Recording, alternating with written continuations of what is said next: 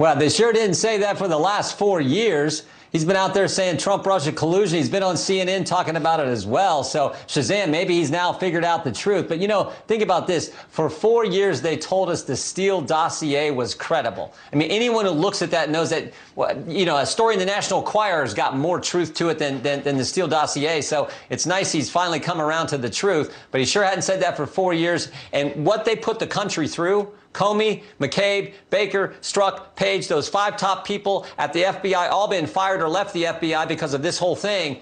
I guess it's great he's finally now figured out the truth. Although I don't know if he actually believes that, because he also said today in his testimony, Liz, that he thinks Peter Strzok didn't let his bias impact his running the case. Are you kidding me? This is the guy who said, don't worry, Lisa, we'll stop Trump. So I don't put a whole lot of stock in what Andy McCabe says. You know, and then we had Senator Graham saying, you know, he's talking again. Andrew McCabe is talking like the other officials that, you know, everyone's responsible, but no one's accountable. That's how it feels. I mean, let's watch Andrew McCabe talk around and around in circles and repeating James Comey's line that he was unaware of things. Watch this. I am simply following the findings of the Inspector General, which documented Mr. Kleinsmith's intentional acts, but failed to find any evidence, documentary or testimonial, to indicate that the other mistakes in the FISA package were the result of intentional misconduct. So again, he's saying that everything the FBI did in terms of abuse was unintentional. Go ahead, take that on. No, I mean, here's the trouble with that. These investigations are normally run out of the field office. These guys brought it to the headquarters. In fact, they have a term for it, a headquarters special. They brought it to the headquarters so that Andy McCabe, Jim Comey, Jim Baker, Lisa Page, and Peter Strzok could all run this case. So then to now say, oh, but I didn't really know what's going on. It's just Mr. Kleinsmith, based on what the Inspector General said. That doesn't fly. It doesn't pass the smell test because you guys specifically brought it to the headquarters. You ran this whole thing out of the headquarters and you launched this investigation on a dossier that anyone knows and everyone knows today was completely false. And you did it back in 2016 on July 31st, trying to get the president before he was even elected.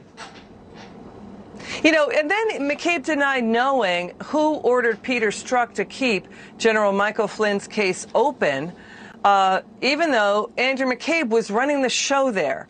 So again and again, I mean, CNN hired Andrew McCabe as an analyst. So if he keeps saying he's unaware of probes that he was running, that he doesn't know what was going on in them, it's sort of like James Comey saying, I was unaware dozens of times. I mean, why would you buy James Comey's book if he's so unaware of what's going on? You know what I mean, Jim? So it's like, you know, so how do you, so the problem is, and you just pointed it out. They had a politicized probe inside headquarters, right? Go ahead. Sure. No, they definitely knew what they were doing to General Flynn, because the now famous January 5th meeting in January 5th, 2017, during the transition, that's when the meeting in the Oval Office, you got Obama, you got Comey, you got Rice, you got all the top people, you got Joe Biden there, all the top people, and they put together the plan on how they were going to take out Michael Flynn. And 19 days later, 4 days into the Trump administration, they sneak people into Flynn's office and set him up. And the reason they had to do it, is because they knew Michael Flynn would figure out what they had done. Michael Flynn was former head of the Defense Intelligence. Michael Flynn's a 3-star general, served our country for 33 years. He would figure it out. So step one of the cover-up was to make sure we take out Michael Flynn. And they did. And they've made a 3-star general's life miserable for the past 4 years. Yeah. And now for Andy McCabe saying, I didn't know about it, wasn't my fault, is baloney. You know, at the end of the day, you know where this people keep saying over and over again. We talked to so many people inside the FBI. This leads right to the desk of President Barack Obama. That's what we keep hearing time and again. That's why they keep saying in testimony, we're unaware, we don't know who did this, that, or the other thing, because it came from the top down. So, you know, when we look at the facts and the details, and we had Andrew McCabe undercutting and downplaying the Steele dossier, which you just mentioned, that the Hillary campaign funded and the DNC funded, and basically was used for wiretaps.